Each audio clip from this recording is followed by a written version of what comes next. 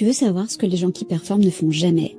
C'est réfléchir. Je suis pas en train de te dire que ce sont des abrutis, je suis en train de te dire qu'ils ont oublié le mode d'emploi depuis des années et que c'est ça qui fait qu'ils parviennent à prendre des décisions extraordinaires. D'abord, ils ont été obsédés par un sujet. Grâce à cette obsession, ils ont répété dans leur tête et dans la vie tout ce qu'il fallait faire dans toutes les situations relatives à leur sujet. Le même processus qu'ils ont répété 1 fois, 100 fois, 1000 fois, jusqu'à ce que ça s'automatise et que ça devienne une seconde nature. Plus besoin de penser, plus besoin de réfléchir. Mais si tu veux faire ça, il y a un piège dans lequel tu ne dois pas tomber. C'est revenir à la méthode quand tu es stressé, revenir au mode d'emploi. La méthode, la réflexion, ça doit venir très longtemps avant l'action. Tu réfléchis quand tu apprends quelque chose, quand tu bûches sur un sujet, quand tu ne le maîtrises pas encore totalement. Ensuite, tu pratiques, tu t'entraînes et au moment où il faut agir, tu dois laisser faire tes automatismes. Tu dois laisser faire ta seconde nature. Si tu ne le fais pas, ça peut être la catastrophe. C'est ce joueur de tennis qui a une balle de match et qui, au lieu de se fier à ses automatismes, se remet à penser à la méthode, au mode d'emploi, parce qu'il est stressé. Donc le grand talent des gens performants,